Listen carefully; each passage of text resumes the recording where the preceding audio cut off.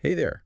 Ready to make those first few months in a new job really count? Absolutely, and we're diving into The First 90 Days by Michael Watkins to help you do just that. This book, it's like having a secret weapon, honestly.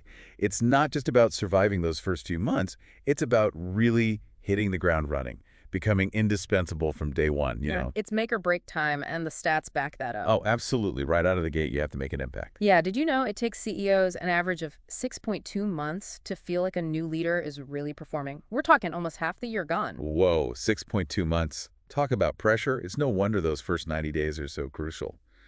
But you know what trips people up? What? It's that voice we all have, that instinct, this worked before, so it'll work again. Right. Right? Like we get so attached to our past successes Yeah. that we become, I don't know, a little blind to the new game we're in. You're just singing my tune. It's tough to break out of that. Watkins actually talks about this marketing superstar, Julia. She learned this the hard way. Oh, tell me more. So she joins this company, huge expectations, right? To lead this big product launch. Everyone thinks she's going to work her magic, but there's a catch. Okay, there's always a catch. She was so used to leading by expertise, just in marketing, that when she had to manage a cross-functional team, it all fell apart. Really. Couldn't let go of that command and control style. It's like trying to fit a square peg in a round hole. Her old playbook, it just didn't translate to the new environment at all. It's classic though, right? Our strengths become our blind spots Yeah. if we're not super careful. Absolutely, and that's what this book does so well. It gives you those tools to spot those blind spots. Watkins talks about problem preferences. It's this idea that we all gravitate towards certain types of challenges. Right, we have our comfort zones. Some of us love the nitty-gritty details. Others love the big picture strategy. Exactly. And often those preferences, they don't actually line up with what the new role actually demands. It's like showing up to a karaoke night expecting to belt out like 80s rock anthems Huh. and realizing it's all Barry Manilow. That's a perfect analogy. Mhm. But luckily, Watkins provides honestly, this brilliant table in the book where you can actually map out your preferences across different areas like technical, political, even cultural challenges. It's like holding up a mirror to your work style.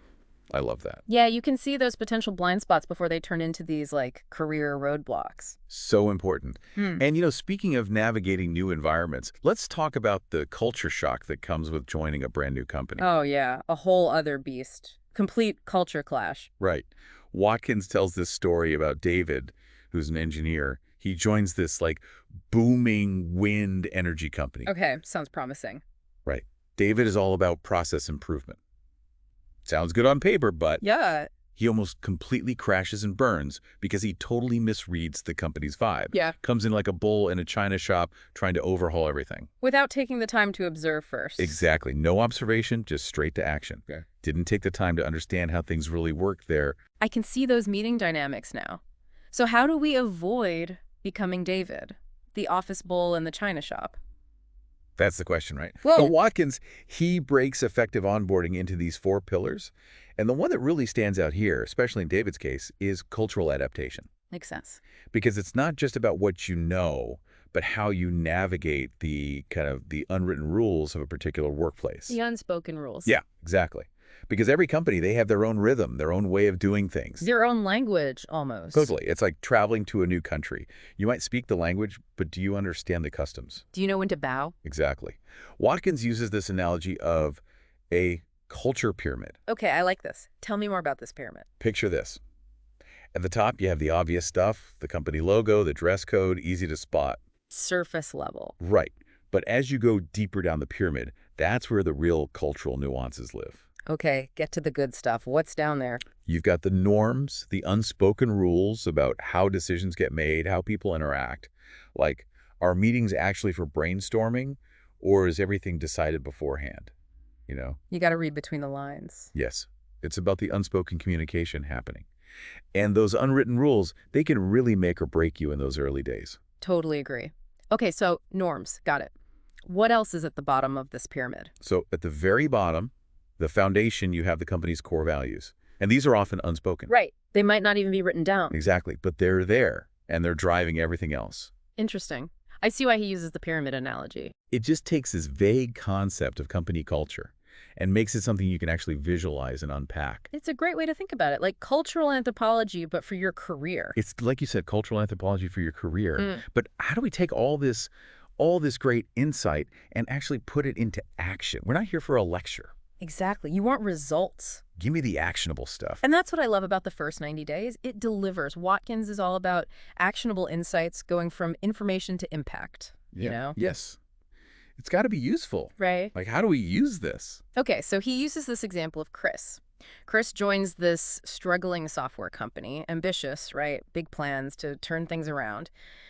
And he's convinced that if he just applies all the best practices from his old company, he'll be a hero.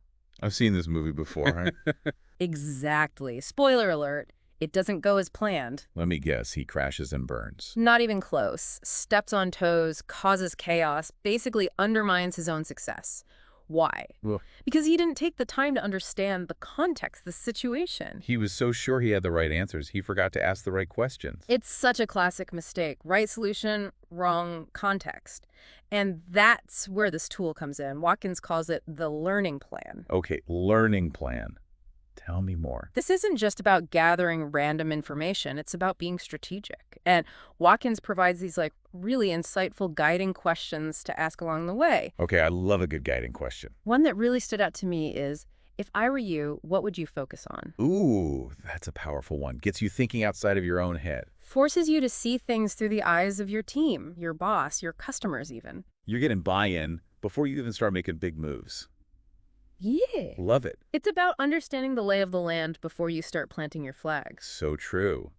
And speaking of navigating those relationships, there's one that can be especially tricky in those early days. The boss. Ah, yes, the boss-employee dynamic. Always interesting. Watkins tells this story about Michael, who lands this amazing promotion. But everyone's warning him about his new boss, this woman named Vaughn Cates. She's, well, intense. Okay, intense boss. We've all been there. Right. So how does Michael navigate that, especially as the new person on the team? Well, he figures out pretty quickly that managing up is just as important as managing down, especially in those first 90 days. And Watkins talks about having these crucial 5 conversations with your boss early on. 5 conversations. Got it. What are they? Well, 2 really stand out. The first one, it's the expectations conversation. Okay, expectations. Yeah. Seems pretty straightforward, but I'm sure there's more to it than meets the eye. Right. You need to be crystal clear on what success looks like to them, not just what you think it should look like. It's easy to assume you're on the same page, but that can be a recipe for disaster. Absolutely. And often those expectations, they're about way more than just hitting your targets. It's how you communicate, how you collaborate, how you navigate the, company culture. You have to learn their language. Exactly. Okay, so second crucial conversation. It's all about style. Oh, this is a big one. Right. Because not every boss is a perfect communicator, are they? Definitely not. Some are super hands-on. Others give you tons of space. Others, well, let's just say their communication style is unique. You've got to adapt, right? Figure out what works for them. And that can be really tricky, especially early on. Definitely a recipe for misunderstandings. And this is where Michael shines, though, in the book. He acknowledges their different approaches up front, but he focuses on delivering results. His work speak for itself, Actions speak louder than words. Exactly. It's all about those actions and those early wins. They're crucial. Oh, absolutely. For building credibility, gaining momentum. It's like once you have those early wins, it creates this positive feedback loop. One win leads to another. Exactly. Trust builds, things get easier. But not all wins are created equal. You're telling me. I remember I spent a whole week, color coding my boss's filing system. Oh, no. I thought it was a rock star, Turns out, organization, not a top priority for them. We've all been there. So how do you choose the right early wins? The ones that really matter? Well, Watkins, he emphasizes those early wins. They should be meaningful. Not just busy work, right? Exactly. They need to address a real need, be visible. And they should probably align with your boss's priorities, right? Absolutely. It's about demonstrating impact.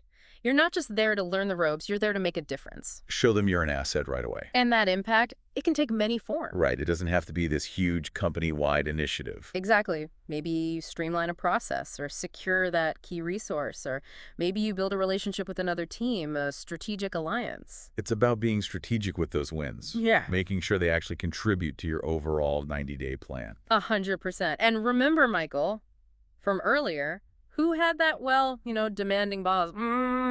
Oh, yes. With the stress toy drawer. The one and only. Well, Michael, he actually uses his early wins to negotiate. Oh, interesting. Okay, tell me more. He hits those initial targets, right? But then he goes back to Vaughn, and he doesn't just report on his progress. He takes it a step further. He asks for more. He asks for the headcount, the resources he needs to tackle even bigger projects. He's using those wins as leverage. I love that. He's understanding those early wins. They're not just about checking boxes. They're about building credibility. Gaining influence. He's shifting that power dynamic. From newbie to invaluable asset. So smart. This whole conversation has been so insightful. I feel like I need to go back and reread the first 90 days with a highlighter in hand. It's definitely one you'll want to revisit. And, as you dive back in, here's a thought. Watkins talks about how our strengths, the things that we're known for, they can easily become weaknesses if we're not careful. He calls this our hammer.